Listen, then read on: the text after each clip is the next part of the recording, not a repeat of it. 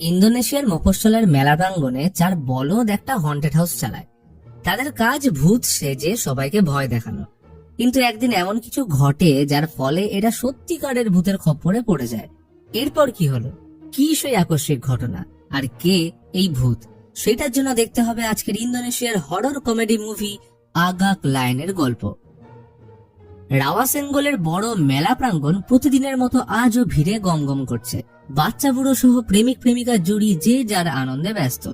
তবে আজ ওই মাঠের এক কোণে একটু বেশি ভিড়, কারণ চেয়ারের উপর সুন্দর করে মেয়েদের ড্রেস আর কোমর অব্দি চুল লাগিয়ে জল ট্যাঙ্কের উপর চেয়ারে বসে আমাদের ন্যাড়া বারবি ডল মানে আটা, সে উপরে বসে, আর যারা ওই নিচে, আরে নিচে বলতে ওই বোর্ডে টার্গেট করলেই বারবি জলে পড়বে।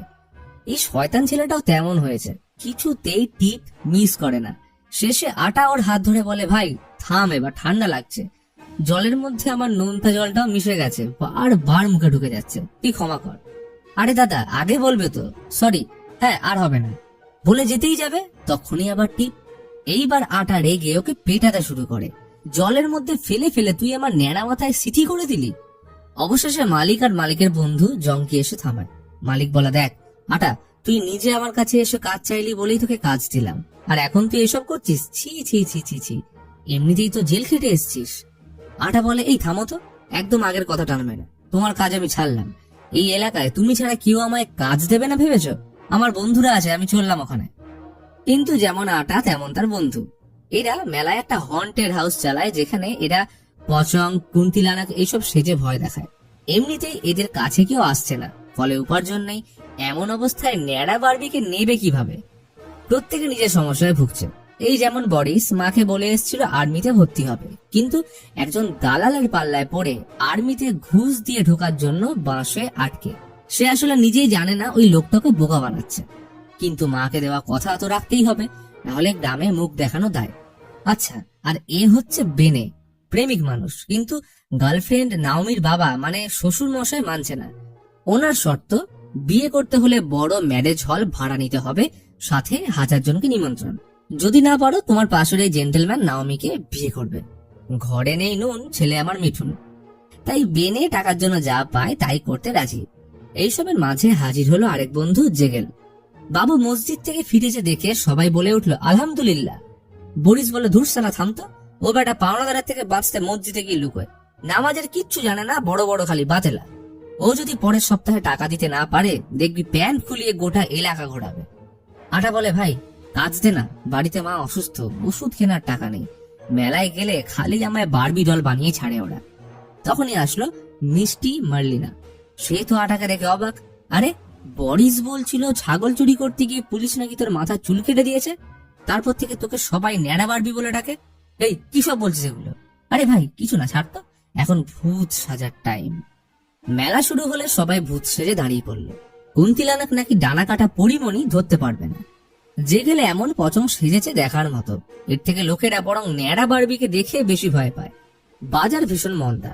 আটা বোঝায় এইভাবে ভয় দেখালে চলে? কারোর কোনো মেকআপ নেই, কাপড়ে মাটি নেই, রক্ত নেই, ভূতের অ্যাক্টিং নেই। তোদের খারাপ দেখতে বলেই যে সবাই ভূত ভাববে এমনটা তো হয় না। অ্যাটলিস্ট টিকটকে মেয়েদের দেখে তো কিছু শিখতে পারিস।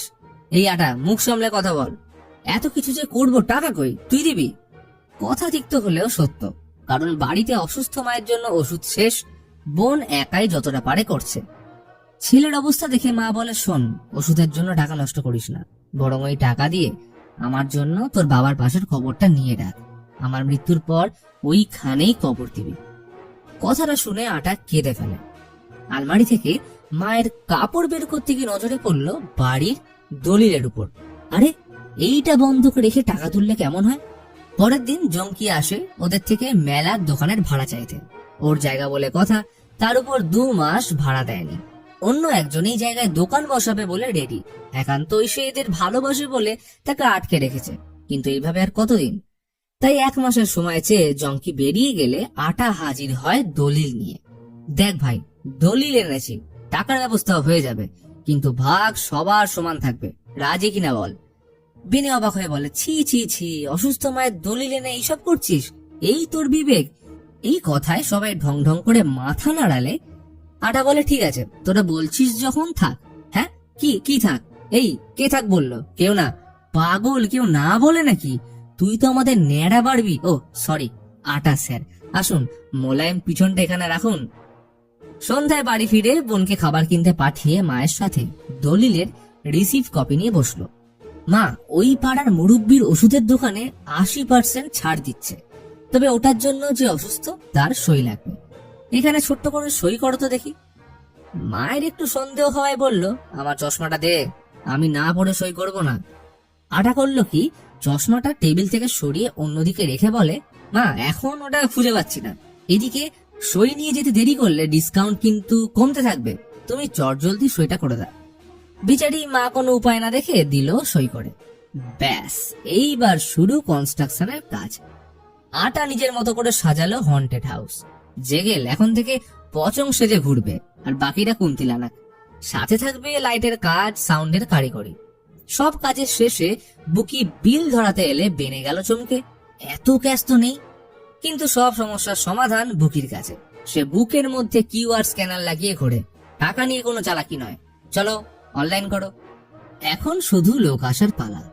আজ সন্ধ্যায় ইন্টারনেট সাথে বাসুকি তার বউয়ের থেকে লুকিয়ে ঘুরতে এসছে। তার এত প্রেমের তারা যে ফোন বাড়িতে ফেলে এসছে, আর বউ যাতে ধরতে না পারে তাই প্রেমিকার নাম্বার ছেলের নাম দিয়ে সেভ করেছে। কিন্তু বউ তো আরেক জিনিস, কারণ তুমি ভূতের থেকে বাঁচতে পারো কিন্তু বউয়ের থেকে নয়। সে বউও শার্লক হোমসের মতো খুঁজতে চলে এসছে। তাহলে এখন উপায়? তাই ইন্টারনের কথা মতো মাথায় হলুদ টুপি পরে দুজনে দিল দৌড়। বউ তো পিছু ছাড়ে না, তাই ইন্টান ওকে হন্টেড হাউসে লুকোতে বলে। কিন্তু এইখানেই তো চাপ, কারণ প্রেমিকার সামনে বলতেও পারছে না যে বেটা ভূতে ভয় পায়। কিন্তু উপায় না দেখে সেদিকে দৌড় লাগালে ও পেটের সাথে ধাক্কা লাগলো। বাসুকি রেগে বলে, চোখে নেবা হয়েছে নাকি, দেখতে পাও না মতন? তখন ও পেটের উত্তর ছিল খানিকটা এইরকম। বাসুকি কোন রকমের টুপি পরে হন্টেড হাউসে টিকিট কেটে ঢুকতে গিয়ে পকেট থেকে ওষুধের কৌটো যায় পড়ে। সে তো ভিতরে ঢুকতেই ভয়ে প্যান্ট খুলে যাওয়ার জোগাড়। তিন মূর্তি আর ঝুলন্ত পচং দেখে বাবু গেল অক্কা, হার্ট অ্যাটাক। আটা বলে, আমি সিনেমায় দেখেছি এই ঘাড়ের দিকটা করে আঙুল ঠেকিয়ে দেখলে বোঝা যায় লোকটা বেঁচে আছে কিনা। জেগেল বলে, কিন্তু আমি তো জানি ঘাড়ের ব্যথা হলে ওখানটা টেপে। তোকে বলি শুন, বুক টিপতে হবে। আটা রেগে বলে, বুক নয়, তোর ওইটা টিপতে হবে, শর্ত। আলটিমেটলি সবার কথা অনুযায়ী সব টিপে বোঝা গেল যে বাসুকি পটল তুলেছে। প্রথম দিনেই এমন কাণ্ড। এটা কাউকে জানতে দিলে তো হবে না।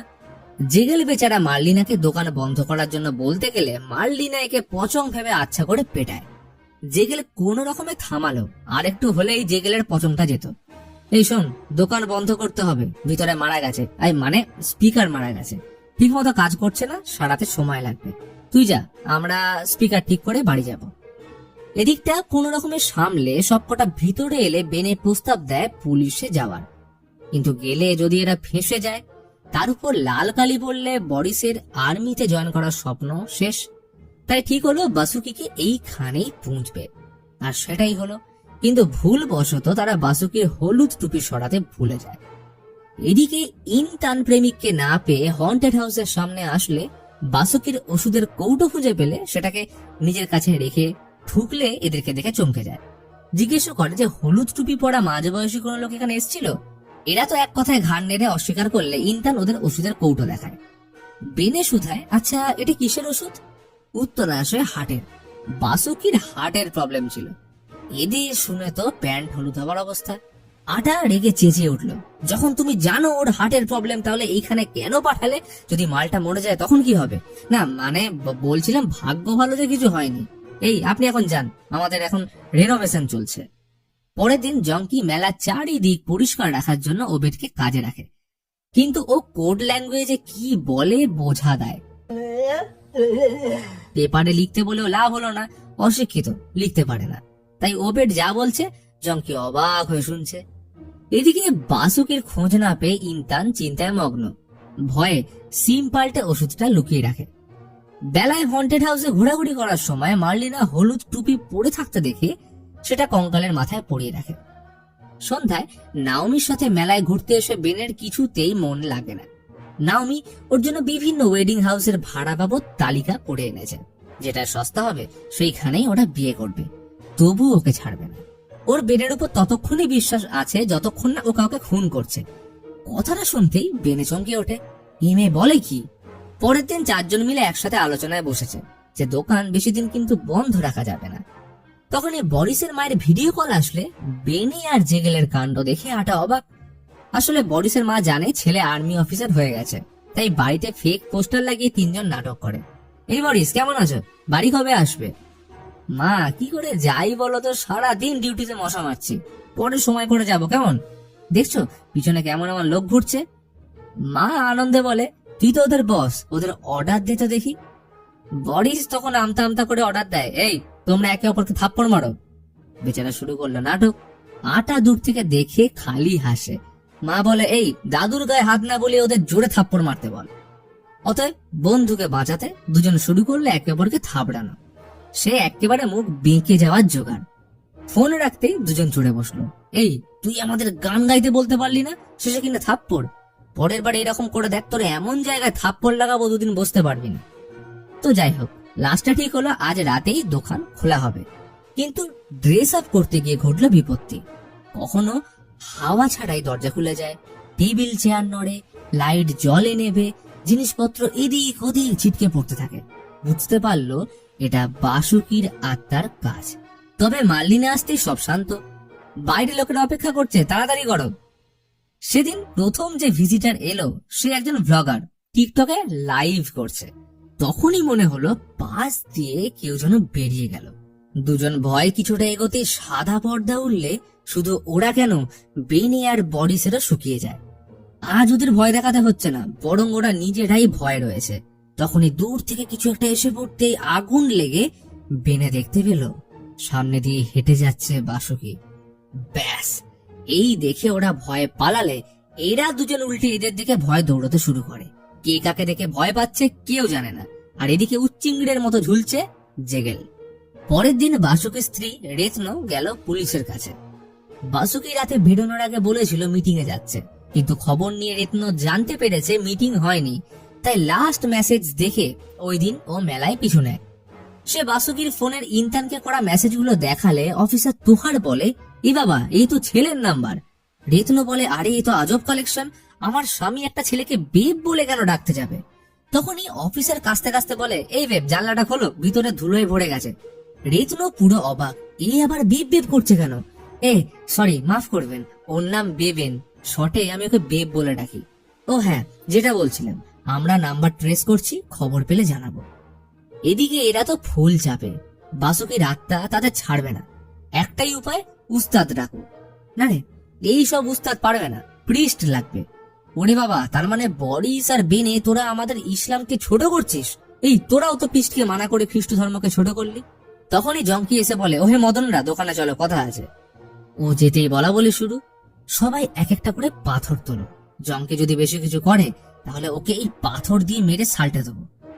ওরা ভয় পড়িমড়ি করে আসতেই হন্টেড হাউসের বাইরে উপচে পড়া ভিড় দেখে চমকে উঠলো। আসলে সেদিন ওই দুজন ভিজিটার টিকটকে লাইভ করার পর ওদের হন্টেড হাউস ভাইরাল হয়ে গেছে। জঙ্কি ভিড় সামলে ওদের ড্রেস চেঞ্জ করে আসতে বলে চলে যেতেই ফেটে হাতে চলে আসে। বিষয়টা হলো, সেদিন ওরা তো আসলে ভয় দেখায়নি, দেখিয়েছিল বাসুকি। তাহলে এখন একটাই উপায়, বাসুকির আত্মাকে যেমন করেই হোক রাগাতে হবে। আটা তবু একবার বলল, ভদ্রভাবে ডেকে দেখ না, যদি কোনো কাজ হয়। বরিস তখন বলল, দাদা বাসুকি, একবার আসবেন নাকি, দরকার ছিল। কিন্তু কোনো রেসপন্স আসলো না। দাদা মনে হয় ঘুমোচ্ছে, বুঝলি, এইভাবে কাজ হবে না। জিগেল বলে, আচ্ছা কবরে মূত্র বিসর্জন করলে কেমন হয়? হ্যাঁ হ্যাঁ, করে দে করে দে, তুই তো পেটে ট্যাঙ্ক নিয়ে জন্মেছিস, তাই শুরু কর তুই। তবে ওর পায়ে করিস না, এমনিতে মাটির ভেতরে আছে, ঠান্ডা লাগছে, গরমে মূত্র পড়লে আরাম পাবে, তুই বরং ওর মুখে কর। এইবার সেই মতো কাজ। জেগেল মুখের উপর মূত্র বিসর্জন করতেই শুরু হয় অলৌকিক উৎপাত। কিন্তু জেগেলের বন্যা থামেই না, করে যাচ্ছে তো করেই যাচ্ছে। ব্যাপারটা জমে উঠল। ভিজিটারদের আগমনে সবাই ভয় পেয়ে একদম নাজেহাল অবস্থা। আসতে থাকলো টাকার পর টাকা। বেনে কদিন পর সোজা নাওমির বাড়ি গিয়ে শ্বশুরের হাতে ম্যানেজারের বুকিং কপি ধরিয়ে দিলে আনন্দে আত্মহারা। এইবার দরকার ওয়েডিং মিউজিক, বেশ রাজকীয় হবে ব্যাপারটা। বেনে বলে, স্যার ছোট্ট বক্স বাজালে কেমন হয়? এই চ্যাংড়া শোনো, এটা আমার মেয়ের বিয়ে, কোনো জুম্বা ক্লাস নয়। গান বাজলে ভালো গায়ক আর বাজনা লাগবে। যদি ব্যবস্থা করতে না পারো তাহলে আমার জেন্টলম্যান ওকে বিয়ে করতে বসে আছে। বেচারা আর কি করে, সন্ধ্যায় ফিরে এসে জেগেলেকে জুস খাইয়ে আবার বাসুকের উপর মূত্র বিসর্জন করে শুরু করলো খেলা। এরপর কারো সমস্যা থাকলো না। জেগেল পাওনাদারের টাকা মেটালো, বরিস টাকা দিল আর্মি ট্রেনিং এর জন্য। কিন্তু এ মহা ধড়িবাজ, বলে আর্মিতে একটা স্পেশাল ট্রেনিং আছে, নাকের ফুটে জল ঢুকিয়ে কান দিয়ে বের করতে হবে, ওটা শিখলে ডাইরেক্ট কর্নেল, কিন্তু এর জন্য মাত্র 2 মিলিয়ন লাগবে। বরিস তখন পরের সপ্তাহে টাকা দিতে রাজি হয়ে যায়। লোকটা বলে, কি বরিস, কিছু খাবে নাকি? একটু হলে ক্ষতি কি? আচ্ছা তাহলে এক্ষুনি তুমি অনলাইনে অর্ডার করো তো, সয়া মিল্ক, ওয়েফার্স, বিস্কুট, বাদাম আর দানাও। তোমার বৌদি বলেছিল বাড়িতে শ্যাম্পু নেই, ওটার একটা ড্রাই আর একটা অয়েলি চুলের জন্য অর্ডার দাও। এহে, কথা কি ক্লিয়ার নাকি ভেজাল আছে? অন্যদিকে আটা ওর মায়ের জন্য ঠিক বাবার কবরের পাশের জায়গাটা কিনে মায়ের ইচ্ছে পূরণ করলো। আটা দেখে কবরস্থানের ঠিক পাশে কনস্ট্রাকশনের কাজ চলছে। কিসের সেটা অবশ্য জানা গেল না, কারণ আজ মায়ের দলিল ফেরানোর দিন। সবাই খুব খুশি, ব্যবসা রমরমিয়ে চলছে। বরিস বলে, ভাই এইরকম চললে বেনের বিয়ে তো প্রেসিডেন্ট হলে দেব, আর বিয়েতে গাড়ির জায়গায় ট্যাঙ্ক থাকবে। আসলে সত্যি বলতে কেউ বিশ্বাস করবে না যে মূত্র বিসর্জন করেও টাকা ইনকাম করা যায়। যাই বল, আমাদের ভাগ্য পুরো জেগেলের পটলের উপর নির্ভর করছে। যদি কখনো এটার উপর সিনেমা হয় না, তাহলে সেটা টাইটেল হবে তোমার পটলে আমার ভাগ্য। সালাম পটল ভাই। এই হাসি ঠাট্টার মাঝে টিভি চালাতেই সবাই ভূত দেখার মতো চমকে উঠল, কারণ খবরে বাসুকির মিসিং কেস নিয়ে ঝড় উঠেছে। আর সে কোনো সাধারণ লোক নয়, বরং লোকাল পার্টির লিডার এবং তার বউ রেতনো পুলিশের কাছে এফআইআর করায় তদন্ত জোর কদমে শুরু হয়েছে। জানা গেছে বাসুকি শেষ সন্ধ্যায় রাবা সেনগোলের মার্কেটে গেছিল একটা মেয়ের সাথে, কিন্তু তারপর থেকেই মিসিং। এই খবর ওদিকে জঙ্কিও দেখছিল। তখনই ওবে টিভিতে বাসুকির ছবি দেখে চমকে ওঠে। জঙ্কিকে সে বোঝানোর চেষ্টা করলো যে ওই রাতে সে একে দেখেছে, কিন্তু জঙ্কি বুঝবে কেমন করে? কোড ওয়ার্ডে কি বলে কে জানে। এদিকে ইন্টানও পড়েছে চাপে। এর মাঝে হোয়াটসঅ্যাপে টিকটক থেকে হন্টেড হাউসের ভাইরাল ভিডিওটা আসলে ইন্টান ওটা প্লে করলে কঙ্কালের মাথায় পড়ানো হলুদ টুপি দেখে চমকে ওঠে। আরে এটা পরেই তো বাসুকি সেদিন হন্টেড হাউসে গেছিল। ব্যাপারটা তো ভালোই গোলমেলে। ততক্ষণে এরাও বিষয়টা নিয়ে ভাবতে শুরু করেছে, কারণ মেয়েটা যদি পুলিশকে সব বলে দেয় আর পুলিশ তাদের জিজ্ঞেস করতে এসে বডি পেলে, তখন কি হবে? যার ভয় সেটাই হলো। দেখে অফিসার তোহার টিম নিয়ে এসে পড়েছে। আটা বলে, যাই হয়ে যাক আমাদের শান্ত থাকতে হবে, তার আগে জেগেল তুই মূত্র বিসর্জন কর। কিন্তু ভয় পেয়ে যাওয়ায় জেগেলের মূত্র বেরোয় না, তাই এখন একটাই উপায়, ওর পটল ঠান্ডা করতে হবে। তখন সবাই মিলে পটলে ফু দিতে শুরু করলে আচমকা আটা বলে, কি ব্যাপার জেগেল, তোমার পটল নড়ে কেন? তখনই অফিসার চলে আসলে ওরা ভয় দেখাতে শুরু করলে। বলে, দূর থামো তো, তোমরা ভালো করে ভয়ও দেখাতে পারো না। ভাইরাল হয়েছে বলে টিকিট কেটে এখানে আসলাম আর তোমরা মুচড়া করছো, দূর বেকার টাকা নষ্ট। কনস্টেবল বলে, স্যার এর থেকে বেশি ভয় তো সবাই বউকে পায়, কি ঠিক বললাম তো? কথা শুনে কেউ মাথা নাড়ায় না। একই মানে আমি একা? তখনই তোহার কবরে কিছু একটা গন্ধ পেলে ওদের আত্মা খাঁচা নাম, এই বুঝি ধরা পড়লো। তোহার কিছুক্ষণ সুখে বলে, ছি ছি ছি ছি, তোমরা এখানে শুশু করো, জল খাও না, এত কড়া গন্ধ। এইসব দেখে ডেকে বাইরে আসতে মার্লিনা আটকালো। স্যার এটা নিয়ে প্লিজ সোশ্যাল মিডিয়াতে কোনো পোস্ট করবেন না, আমাদের এটা দিয়েই পেট চলে, আমরা এই ভুল দ্বিতীয় দিন করবো না। এদিকে তোহার ওকে দেখে সব রাগ ভুলে গেছে, সব কেমন স্লো মোশনে চলছে। আহা কি বলো, আমি তো হন্টেড হাউসের উন্নতির জন্য এটা বললাম, যদি কিছু মনে না করো একদিন আবার এখানে আসবো, এখন আসি হ্যাঁ। মনে ফুরফুরে প্রেমের মেজাজ নিয়ে তোহার ফিরল। আজ রাতে মেলা শেষ হবার পর ইন্টান লুকিয়ে হন্টেড হাউসে এসে ওদের চার্জ করলো। মানুষ মেরে তোমাদের রাতে ঘুম হয়? সবাই চমকে উঠলো, কি বলছে মেয়েটা? বরিস হকচকিয়ে জানায়, আমরা আগেই বলে দিয়েছি মিস্টার বাসুকি এখানে আসেননি। এই দাঁড়াও, আমি তো ওর নাম বলিনি, তুমি জানলে কি করে? বরিস বুঝতে পারে তারা কেস খেয়ে গেছে। ইন্টান টুপি দেখিয়ে বলে, এইটা পরেই তো সেদিন এসেছিল, যদি পুলিশ আমায় ধরে আমি বলে দেব তোমরা ওকে মেরে এইখানে পুঁতে রেখেছ। জেগেল রেগে চেঁচিয়ে ওঠে, আমরা কেউ জানতাম না ওর হার্টের প্রবলেম আছে, তুমি সব জেনে ওকে এখানে ঢোকালে কেন সেটা আগে জানাও, কারণ হন্টেড হাউসে নিশ্চয়ই আমরা হ্যাপি বার্থডে গাইবো না। কথাটা খারাপ বলেনি। ইন্টান কোনো উত্তর না দিয়ে চুপ করে বাসুকির কবরে কাঁদতে থাকে। ও শুধুমাত্র এই শহর থেকে দূরে কোথাও যেতে চেয়েছিল, কিন্তু এখন তার কাছে 1 টাকাও নেই। এমন পরিণতি হবে কে জানতো। ওদের ইন্টানকে দেখে মায়া লাগে, তাই ওরা জমানো টাকা ওকে দিয়ে বলে, তুমি এই শহর ছেড়ে চলে যাও, আর হন্টেড হাউসের নাম কোনো দিন যেন সামনে না আসে। কিন্তু ইন্টান চলে গেলেও ওবেট সব কথা লুকিয়ে শুনে ফেলে। পরের দিন জঙ্কি সবাইকে ডেকে পাঠালো, কারণ ওদের দোকানের সামনে নাকি সব থেকে বেশি মেলা প্রাঙ্গণ নোংরা হচ্ছে। তো এরা বলে, ঠিক আছে, আমরা কিছু বেশি টাকা দেবো, ওবেটকে বলবে 1 ঘন্টা অন্তর পরিষ্কার করে যেতে। আর তখনই ওবেট এসে পড়লে এদের দেখে অদ্ভুত আচরণ করতে থাকে, যেটা দেখে বেনের খটকা লাগে। ওরা চলে যেতে টিভিতে দেখায় যে পুলিশ একটা হেল্পলাইন নাম্বার চালু করেছে, যেটা সাহায্যে যে কেউ বাসুকির ব্যাপারে কোনো খবর তাদের জানাতে পারবে। তখনই ওবেট এইখানে কল করার ইশারা করলে এরা 4 জন লুকিয়ে সেটা দেখে ফেলে। এদিকে মার্লিনা তোহার অল্প অল্প ডেটে যাওয়া শুরু করেছে। এই ডেটের মাঝেই ফোন আসলে জানায় ওবেট নাকি বাসুকির ব্যাপারে কিছু জানে, কিন্তু ও যেহেতু কথা বলতে পারে না, তাই পুলিশকে সাইন ল্যাঙ্গুয়েজ স্পেশালিস্ট ডাকতে হবে। তোহার মার্লিনাকে ছাড়তে এলে ওর সাথে তোহারকে দেখে এরা চমকে যায়, কারণ বাসুকির কেস এই অফিসারই লিড করছে। তোহার চলে যেতেই মার্লিনা ওবেটের ব্যাপারটা জানালে এরা ঠিক করে যে আজ রাতে মেলা শেষ হলে ওবেটের সাথে কথা বলবে।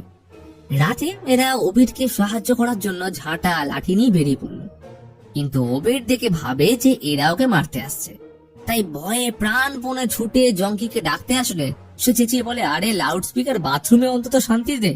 ওবেট কোনো উপায় না পেয়ে সারা মেলা দৌড় করিয়ে নাগরদোলায় উঠে পড়লে হাত ফসকে পড়ে যেতেই মাল ডাইরেক্ট অজ্ঞান। তখনই জঙ্কিকে আসতে দেখে এরা পালিয়ে গেলে ও বেচারাকে হসপিটাল নিয়ে আসে। পরের দিন তোহার এসে দেখে ওবেটের মুখে এমন লেগেছে যে কিছুই বলতে পারছে না, সাথে হাত পাও ভাঙা। কনস্টেবল বেব বলে, আচ্ছা স্যার, ও যদি এমন করে উত্তর দেয়, ধরুন এ হলে 1 বার নিঃশ্বাস আর বি হলে 2 বার, এইভাবে যদি করে? তোহার রেগে বলে, তাহলে জেড হলে কি করবে? যত সব ফালতু কথা। তখনই খবর আসে যে সাইবার ডিপার্টমেন্ট নাম্বার ট্রেস করে ফেলেছে। এবার এই ঘটনা সামনে আসতেই 4 জনের মধ্যে লাগলো ঝগড়া, যেটা এমনই খারাপ পর্যায়ে গেল যে বেনে আটাকে বলে, তোর মতো ছেলের জন্যই তোর মা আজ অসুস্থ, এমন সন্তান যেন কারণ না হয়। কথাটা আটার একদম বুকে এসে লাগে। কাঁদতে কাঁদতে মাকে এসে জিজ্ঞেস করে, মা, তুমি কি আমার জন্য লজ্জা পাও? আমি তোমার নিরাশা ছাড়া কিছুই দিইনি। মা কাছে টেনে বলে, ধুর পাগল, তুই আমার জন্য অনেক কিছু করেছিস, তুই বদমাস নয় রে, তুই আসলে বোকা, তুই জেলে গেছিলিস তোর বোকামির জন্য। উল্টে আমার এটাই দুঃখ যে তোর জন্য কিছু রেখে যেতে পারলাম না। এটা শুনে আটা কান্নায় ভেঙে পড়ে। এইদিকে জেগেল প্ল্যান করেছে বাসুকির বডি ওইখান থেকে সরিয়ে কবরস্থানে কবর দেবে, কারণ ওইখানে পুলিশ কোনোদিনও বডি খোঁজার সাহস করবে না। আর এটার জন্য তারা আর অন্য কেউ নয়, আটা ওর মায়ের জন্য যে জায়গাটা কিনেছে ওইখানে কাজ সারবে। এই কথায় বাকি 2 জন ঝামেলা করলে জেগেল বলে, এই তোরা কি চাস, আটার মা এক্ষুনি মরে যাক? ছি ছি ছি, এমন পাপি তোরা? এই ভাই, এটা কখন বললাম? এ কি? আচ্ছা চল ওকে গিয়ে মানাই। অনেক খোঁজাখুঁজির পর এসে দেখে ন্যাড়া বারবি মেলায় মুখ ঘুরিয়ে বসে। জেগেল এসেই কেমন নাক ছিটকায়, এখানে গুয়ের গন্ধ কেন? তোরা কেউ পা দিয়েছিস নাকি? এই তুই এখানে গন্ধ শুকতে এসছিস? চলবে না, ওর কাছে ক্ষমা যা। আচ্ছা আটা ভাই, সরি, আমার ভুল হয়ে গেছে। জেগেল বলে, এইভাবে না, তুই আমার বন্ধুকে দুঃখ দিয়েছিস, যা ওর পায়ে গিয়ে চুমু খা। কি আটা, এইভাবে তুই ওকে ক্ষমা করবি তো? ও ঘাড় নেড়ে সম্মতি দিতেই জেগেল ওর ঘাট ধরে জুতোর কাছে মুখ নিয়ে গেলে দেখে ন্যাড়া বারবি জুতোর তলায় গু লাগিয়ে বসে। ও গন্ধে যত সরতে চায় জেগেল তত ঘাড় চেপে ধরে। শেষে গন্ধ শুকে মুখ লাল করে উঠে দুজনের দিকে কটমট করে তাকায়। জেগেল এইবার সাহস করে থাকা প্ল্যানটা জানাতেই কাটা মুরগির মতো বেটাকে জলে ডোবায় আর তোলে। শেষে মাথা ঠান্ডা করে বলে, তোরা জানিস তো মা বাবার পাশে মৃত্যুর পর থাকতে চেয়েছে, ওখানে বাসুকিকে রাখলে মা কোথায় থাকবে বল? বরিস বলে, আচ্ছা আমি কি বলি, বাসুকির কবরের উপর তোর মাকে রাখলে ব্যাপারটা কেমন হয়? এই হতচ্ছাড়া, এটা করলে বাবা পাশে শুয়ে কি ভাববে? এই তো নরক যন্ত্রণার থেকেও ভয়ঙ্কর। আচ্ছা বাদ দে, যদি তোর বাবার উপর মাকে রাখি? কথাটা শুনে গালি খাবার ভয়ে বরিস চুপ করলে মোটামুটি ভাবে সিদ্ধান্ত নেওয়া হলো, আপাতত নিজেদের বাঁচতে হলে বাসুকিকে ওইখানে কবর দিতে হবে। আটা একটা পেপার নিয়ে বসলো প্ল্যান বানাতে যে কিভাবে কি করবে। এইদিকে ইন্টার্ন পালাতে গিয়ে পুলিশের কাছে ধরা খেলে সব দোষ স্বীকার করে হন্টেড হাউস সমেত 4 জনের ব্যাপারে বলে দেয়। এছাড়া কোনো উপায় ছিল না ওর কাছে, কারণ ওর বাড়ি থেকে বাসুকির ওষুধের কৌটো পাওয়া গেছে।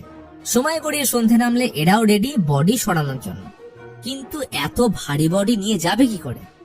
এইসবের মাঝে মার্লিনে চলে আসলে বরিস ওকে ঢুকতে দেয় না, বলে এখানে ধেড়ে ইঁদুর মোড়ে পচা গন্ধ বেরোচ্ছে, পরিষ্কার করার পর আসবি। কিন্তু এইসবের টাইম নেই, কারণ ভিজিটার ভিড় লাগিয়েছে। তাহলে এখন একটাই উপায়, বডিটা কাপড়ে জড়িয়ে কফি পাউডার দিয়ে সাজিয়ে রাখবে, বাকিরা এটাকে ডেকোরেশন ভাববে আর গর্তটা আপাতত ঢেকে রাখবে।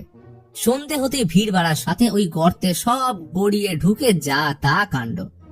মেলা শেষ হলে ওরা বডি নিয়ে বেরোলো কবর দেওয়ার উদ্দেশ্যে। তখনই জমকি ওদের দেখে ফেলে। এই তোরা কই যাস? আরে কোথায় বলতে এই জিনিসগুলো একটু সারাতে যাচ্ছি। ওহ তাই বল, কিন্তু অত ভারী পচমটাকে বইতে কষ্ট হচ্ছে না রে, দিয়ে একটু ধরি।